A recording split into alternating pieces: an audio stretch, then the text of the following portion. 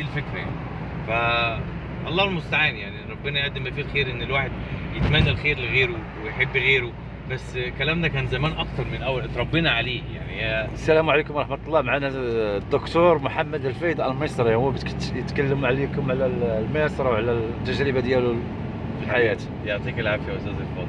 انا بس يعني عايز اوضح لحضرتك ان هي نقطه بسيطه جدا، ان يعني دير عليه الفلاش. الواحد لما يحب يتمنى الخير لغيره، دي حاجه تجعله في ميزان حسناته يعني. بيقول لك اللهم اجعلنا دايما في قضاء حوائج الناس. الحمد لله. بالظبط يعني، انت كافي ان انت ترسم ابتسامه على وش غيرك وتحب الخير لغيرك، هيعوم عليك على نفسك ان ربنا سبحانه وتعالى يعني لما تساعد حد في دنيتك ربنا هيساعدك في اخرتك. الحمد لله. بس فهي دي كافيه جدا يعني، وان شاء الله خير يعني باذن الله، وما يعرفها خير. واتمنى ان انا اكون خفيف معاكم يعني ان شاء الله. اللي بغى يمشي الامارات اش خصو يكون معاه ان شاء الله؟ وثائق ويكون معاه ان شاء الله باذن الرحمن. ان شاء الله عنده وثائق ديال بالظبط. يكون لازم يكون اهم شيء موثق الورق بتاعه اللي هو شهاده الخبره بتاعته، ويكون موثق شهاده الجامعي بتاعته، سواء معهد دبلوم او جامعه 4 سنين، جامعه 4 سنين، يكون موثقهم من السفاره الجهه المخصصه ليها اللي هو عايز يقدم ورقه فيها ان شاء الله.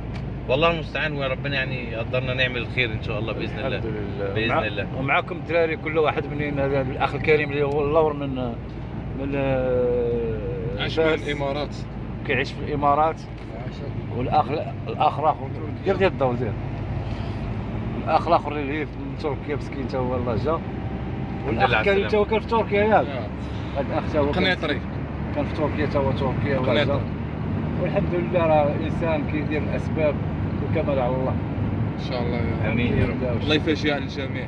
امين يا رب. كل واحد ما يتمنى ان شاء الله. يلا في امان الله الدراري.